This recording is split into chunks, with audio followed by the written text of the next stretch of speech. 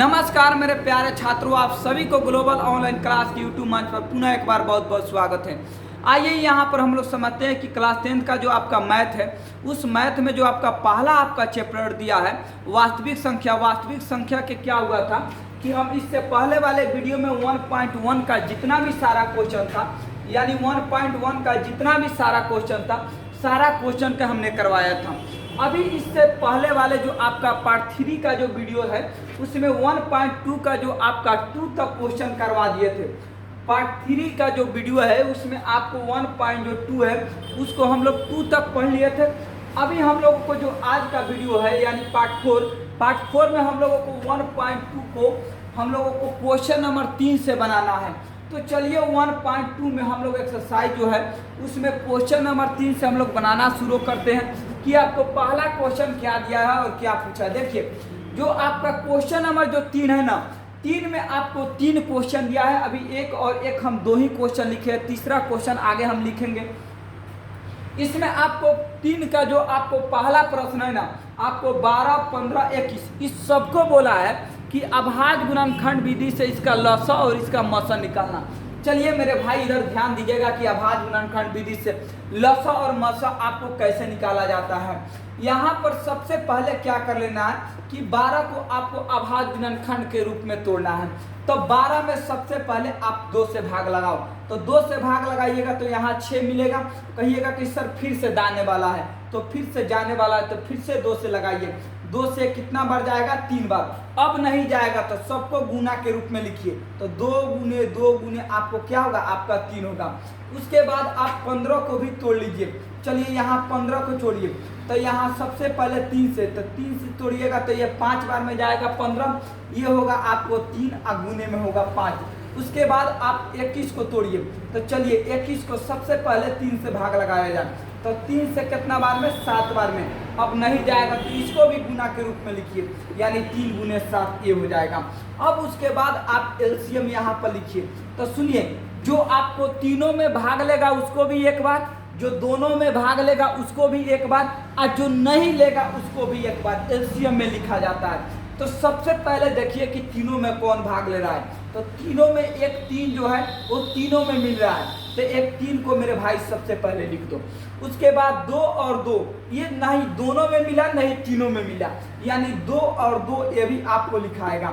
उसके बाद एक 5 भी आपको नहीं मिला, 5 भी लिखाएगा। उसके बाद एक 7 नहीं मिला, एक 7 भी लिखाएगा।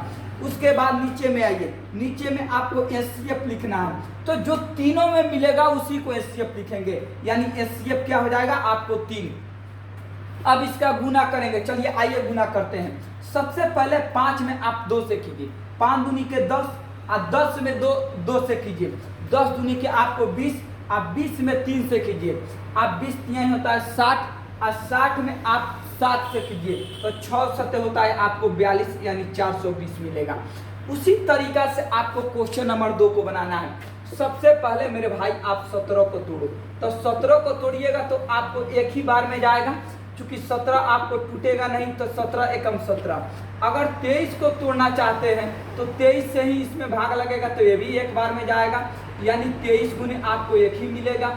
अगर 29 को तोड़िएगा तो ये भी आपको एक ही बार में जाएगा, 29 से आपको यहाँ पर 29 गुने क्या मिलेगा? आपको 1 मिलेगा। यानी अभाज्य संख्या तो टूटता नहीं है, तो यही इसमें आपको जो तोड़ने पर जो आपको गुना के रूप में मिला वो 17 गुने 1, 23 गुने 1 और 29 गुने आपको 1 मिला। सबसे पहले आपको एलसीएम लिखना है। तो देखिए मिल कौन रहा है, तो तीनों में क्या मिला है? आपको 1, और कौन नहीं मिला? एक 17 और एक आपको 23 और एक आपको 29 नहीं मिल रहा है। उसके बाद एचसीएफ में आइए, तो एचसीएफ में मिल कौन रहा है? तो एचसीएफ में केवल 1 मिल रहा है, तो 1 एचसीएफ हो जाएगा। अब 17 गुने आपको 23 गुने आपको 29 करना है। चलिए आइए 17 में सबसे पहले आप 23 से गुना कीजिए। चलिए 3 में 7 से कीजिए, 3 7 21 के 1 हाथ में 2, 3 एकम 3, 3 और 2 होता है आपको 5।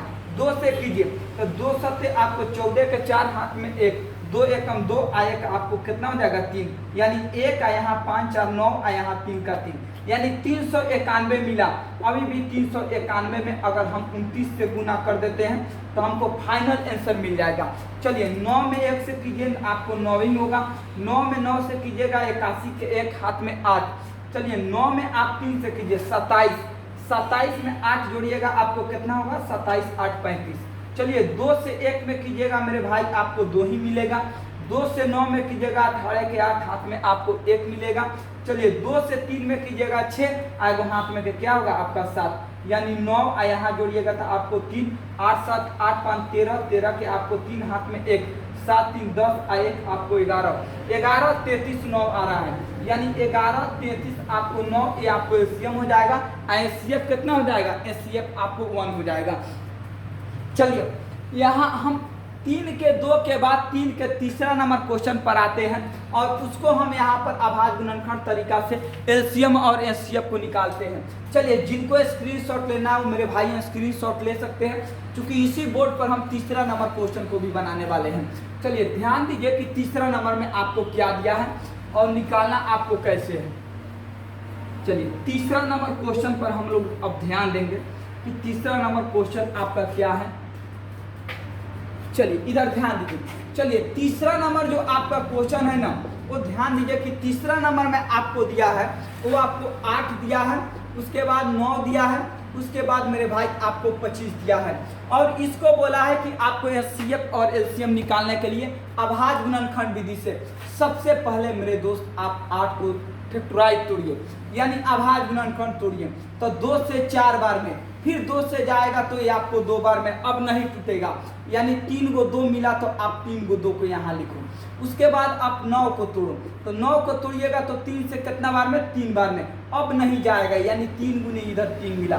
फिर उसी तरीका से आप 25 को यहाँ पर तोड़ो, तो 25 को सबसे पहले 5 से, तो 5 से कितना बार में, 5 बार में, यानी इधर 5, अब गुने में क्या मिला आपको 5।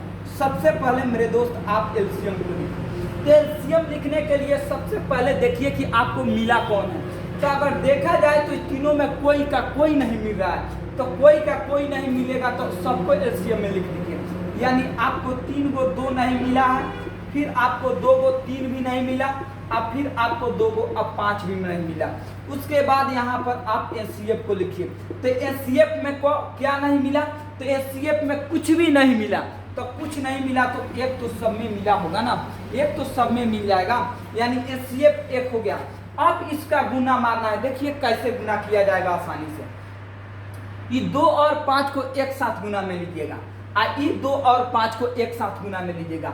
5 दूना 10, अब 5 गुना के 10, अगर 10 में 10 से किया जाएगा तो 100, यहाँ 2 गुने आप 3 को कर लीजिए, 2 गुने 3 क्या हो जाएगा आपको 6, 6 में आप 3 से गुना कीजिए, 6 3 का क्या हो जाएगा आपको 18। आइए 3 3 9, और 9 में अगर आप 2 से कीजिएगा तो 18, अब 5 दूना 10, अब 5 दूना 10, तो 10 में 10 से गुना कीजिएगा आपको कितना मिलेगा 100। इधर 9 में 2 से गुना करने पर 18, यानी 18 में 100 से गुना करने पर क्या मिलेगा आपको 1800। तो इसमें 1800 एलसीएम हो जाएगा, एचसीएफ मेरे भाई आपको 1 हो जाएगा। चलिए तो जो 3 का जो 3 को तीसरा नंबर जो क्वेश्चन था उसका आंसर आपको यही होगा। चलिए 3 के बाद हम लोग चौथा नंबर क्वेश्चन पर बढ़ते हैं कि चौथा नंबर में आपको क्या दिया है। चलिए 3 के बाद हम लोग चौथा नंबर क्वेश्चन पर आते हैं कि चौथा नंबर में मेरे भाई आपको क्या दिया है। चौथा नंबर बड़ी ही आपको बेहतरीन क्वेश्चन है, एकदम समझिए ये सवाल नहीं, एकदम बवाल टाइप का ये सवाल है। क्योंकि चौथा नंबर में जो दिया है ना, वो आपको एचसीएफ जो दिया है वो आपको 2 संख्या का दिया है। एक संख्या इसमें 306 है और एक संख्या मेरे भाई इसमें 657 है। दोनों संख्या का एचसीएफ आपको 9 दिया है। तो पूछा है कि इसका एलसीएम क्या होगा, यानी दोनों संख्या का आपका एचसीएफ दे दिया और इसका एलसीएम आपको एचसीएफ दे दिया और इसका एलसीएम आपको पूछ रहा है। सबसे पहले आप गिवन में लिखिए, गिवन का मतलब जो दिया हुआ है उसको आप लिखिए। तो इसको ए मानिएगा, इसको बी मानिएगा। तो चलिए ए बराबर मान लीजिए 306, यानी पहली संख्या 306 हो गया। बी बराबर आप मान लीजिए 657, यानी दूसरी संख्या 657। एचसीएफ कितना है, एचसीएफ आपको 9 है। तो यहाँ पर आप लिखिए HCF बराबर कितना आपको 9। और फार्मूला आपको पता है, फार्मूला होता है कि A गुने B यानी पहली संख्या गुने दूसरी संख्या बराबर में होता है आपको LCM, आप गुने में क्या होता है आपको HCF। इस फार्मूला पर बैठाओ मेरे भाई, आपका बिल्कुल आंसर चला आएगा। A का मान कितना है तो A का मान आपको 306 है, B का मान कितना है तो B का मान 600 आपको 57 है। LCM तो आपको निकालना ही है, तो यहाँ पर LCM लिखिए। HCF तो HCF मेरे भाई यहाँ पर 9 दिया है तो 9 को लिखो। यहाँ पर 306 का 306 हो जाएगा, उसके बाद यहाँ से 657 आपको गुना में रहेगा, और ये आपको उस साइड गुना में है तो बराबर के इस साइड बुलाइए, यानी ये भाग में आएगा। अब बराबर में क्या हो जाएगा आपको LCM का LCM। चलिए कटाया जाए, आइए 9 से इसको कटाते हैं। चलिए 9 से कटाइएगा तो 9 3 का आपका 27, यहाँ से 3 बचेगा, इस 6 के आगे खड़ा हो जाएगा, ये हो जाएगा 36। 9 से कितना बार जाएगा, ये 4 बार जाएगा, 9 चौके 36, यानी अगर 34 में हम 657 से गुना कर दे तो हमें LCM मिल जाएगा आसानी से। चलिए आइए यहाँ पर गुना करते हैं। 657 में कितना से आपको 34 से करना है। 4 सत्ते 28 का होता है, 8 हाथ में लगता है 2, 4 पचे 20 और 20 और 2 होता है 22 हाथ में लगता है आपको 2, 4 छक आपको 24, 24 और 2 आपको 26 होता है। 3 में 7 से कीजिएगा 21 के 1 हाथ में 2, 3 में आप 5 से कीजिएगा 15, 15 आपको 2 हाथ में था, 15 2 17 का 7 हाथ में आपको 1, 3 में आप 6 से कीजिएगा 18, 18 1 हो जाएगा आपको 19। चलिए यहाँ पर 8 का 8 हो जाएगा, यहाँ पर 3 का 3 हो जाएगा, 7 6 13 के 3 हाथ में 1, 9 2 11 1 12 के 2 हाथ में 1, 1 1 कितना हो जाएगा आपको 2, 22 3 आपको 38, यानी यहाँ पर 22 अब 3 आपको 38। इतना आपको क्या निकल कर आया, आपको LCM निकल कर आया। तो जो 4 नंबर क्वेश्चन था उसमें आपको HCF दिया था, 2 संख्या भी दिया था, LCM पूछ रहा था, ये वाला आपको फार्मूला वहाँ पर लगाएंगे और इस फार्मूला के सहायता से आसानी से इसको निकाल लेंगे। चलिए 4 के बाद जरा सा हम 5वां नंबर क्वेश्चन पर आते हैं कि 5 नंबर में आपको क्या दिया है और क्या आपको निकालना है। चलिए 4 के बाद हम 5 नंबर क्वेश्चन पर आते हैं।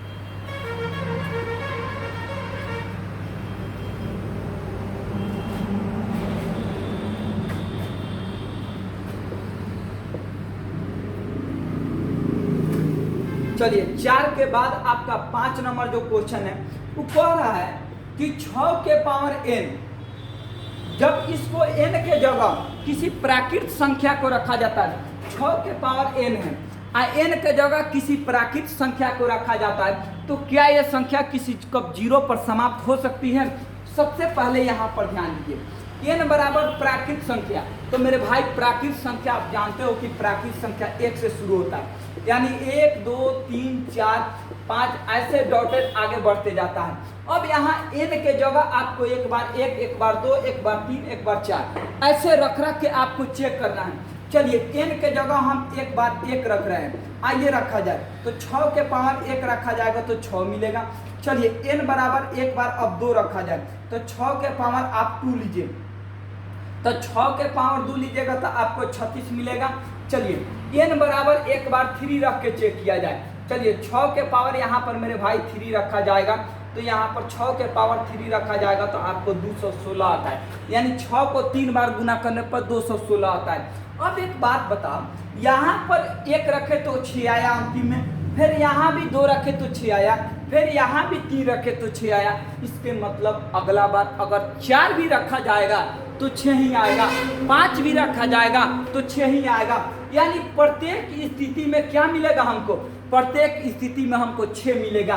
तो क्या ये 0 कभी आ सकता है, ये 0 नहीं आ सकता है, इसीलिए यहाँ पर लिखा जाएगा n बराबर 6 के पावर n, n बराबर जब आप प्राकृत संख्या रखिएगा यानी 1 2 3 4 ऐसे डॉटेड, तो कभी भी जो संख्या है ये 0 पर समाप्त नहीं होगा, नहीं होगा, कभी भी ये संख्या आपको 0 पर समाप्त नहीं होगा। चलिए तो आपको यहाँ पर 5 नंबर में बोला था कि क्या ये 0 पर समाप्त होगा, तो मेरे भाई कभी भी ये 0 पर समाप्त नहीं होगा, प्रत्येक स्थिति में यहाँ पर 6 आ रहा है आपको। चलिए यहाँ पर 5 के बाद हम लोग 6ठा नंबर क्वेश्चन पर ध्यान देंगे। कि छठा नंबर आपका क्या है।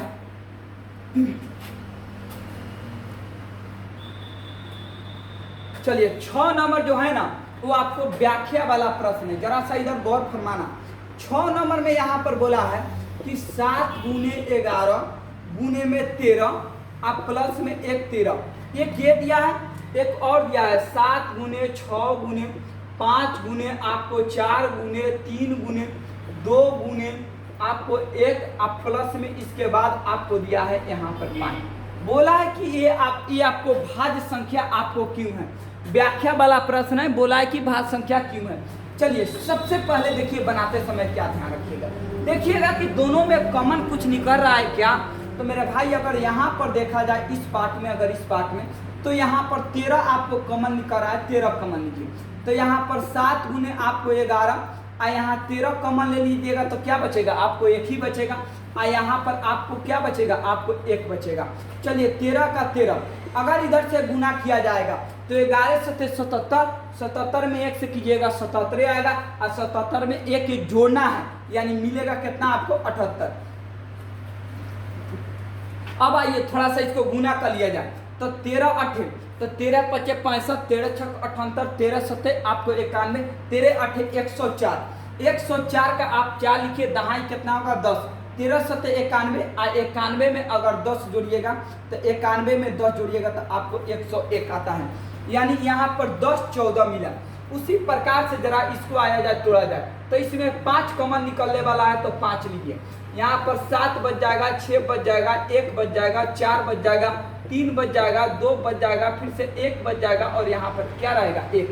5 का 5 आप अलग रखिए। तो चलिए इस सब को गुना करना है तो 2 में पहले आप 3 से कीजिए, 2 तिहाई 6, 6 में आप 4 से कीजिए, 6 चौका 24 और 24 में अगर 7 छक 42 के कर दिया जाए तो आपको पूरा गुना मिल जाएगा।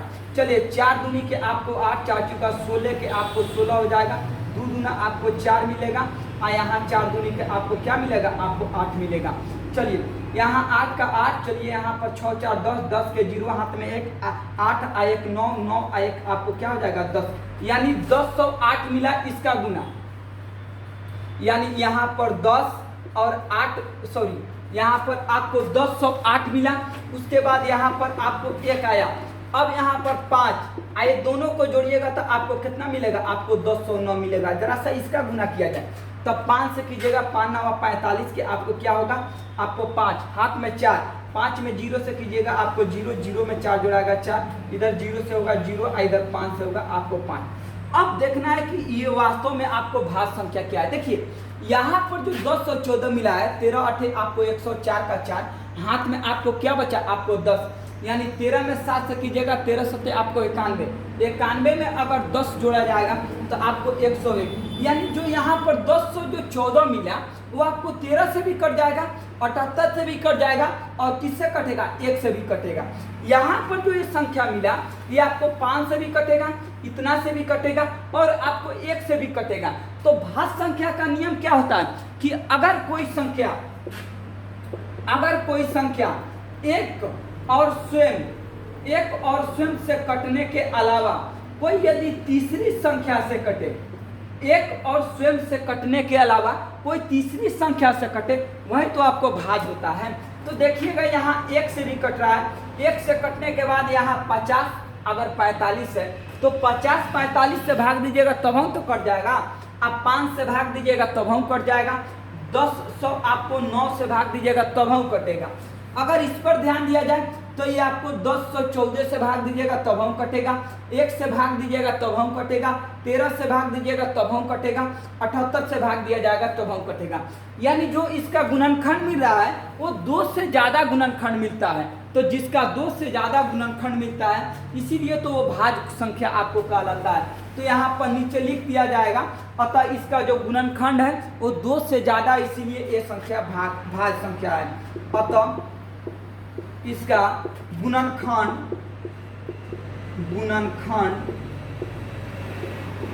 2 से ज़्यादा है, इसीलिए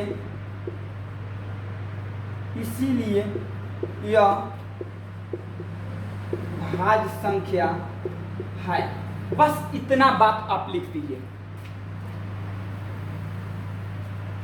चलिए यहाँ 6 के बाद एक लास्ट क्वेश्चन है जो आपका 7 नंबर, थोड़ा सा उसको हम लोग देख लेते हैं कि 7 नंबर आपका क्या है।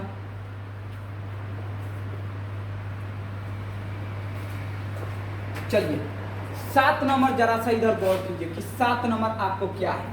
7 नंबर में कहा है कि किसी खेल के मैदान के चारों ओर वृत्ताकार पथ पर एक मैदान का एक चक्कर लगाने में सोनिया को 18 मिनट, जबकि इसी मैदान को एक चक्कर लगाने में रवि को 12 मिनट लगते हैं। मान लीजिए कि वो दोनों एक ही स्थान से एक ही समय चलना प्रारंभ आपको करके एक ही दिशा में चलते हैं, तो कितने समय बाद वो मिलेंगे। देखिए जब भी कोई एक वृत्ताकार पथ पर चक्कर लगाने वाला आपको क्वेश्चन मिले ना मेरे भाई, एक बात याद रखना कि उसमें आपको एलसीएम निकालना है। तो यहाँ पर सोनिया को जो लगता है वो आपको कितना लग रहा है, आपको 18, और जो रवि को लग रहा है वो कितना लग रहा है, आपको 12। इसका एलसीएम निकाल दीजिए, आपका आंसर मिल जाएगा। तो 2 से आप निकालिएगा, अभाज्य गुणनखंड से निकालिए था या ऐसे निकालिए था, कोई आपको दिक्कत नहीं है। 2 से निकालिएगा 9 बार में जाएगा, 2 से निकालिएगा 6 बार में जाएगा। अब 3 से आप यहाँ कीजिए, तो 3 से भाग लगाइएगा, 3 बार में जाएगा। 3 से कीजिएगा तो यहाँ पर 3 दूना आप 6 जाएगा। अब नहीं जाने वाला है तो 2 गुने आपको 3 गुने 3 गुने क्या हो जाएगा 2, सबको गुना मारिए तो 2 तिहाई 6, 6 तिरका 18, 18 दूना क्या हो जाएगा 36, यानी वो कितना देर बाद मिलेगा, तो वो आपको 36 मिनट आपको बाद मिलेगा। तो यही था इसमें, जो बाकी क्वेश्चन आपको बच गया था उसको हमने करवा दिया। इससे अब जो अगले वाले वीडियो आएगा यानी पार्ट नंबर आपको 5 जब आएगा वीडियो, उसमें आपको जितना भी आपको 1.3 का क्वेश्चन है सारा क्वेश्चन आपको एक एक करके करा दिया जाएगा।